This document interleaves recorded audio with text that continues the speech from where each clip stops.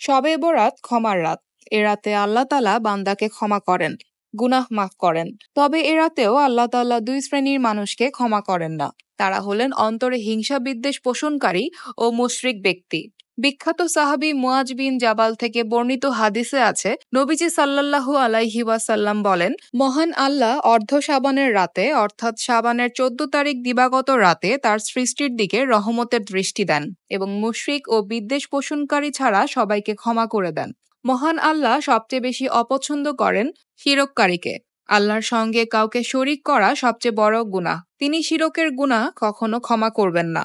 সরাসরি আল্লাহর সঙ্গে কাউকে তুলনা করা কিংবা আল্লাহ ছাড়া অন্য কারো ইবাদত করাই শিরক। মহান আল্লাহ শিরকের গুনাহের পরিণতি সম্পর্কে ঘোষণা করেন, নিঃসন্দেহে আল্লাহ তার সঙ্গে শিরক করাকে ক্ষমা করবেন না, তবে শিরক ছাড়া অন্যান্য গুনাহ যাকে ইচ্ছা ক্ষমা করবেন।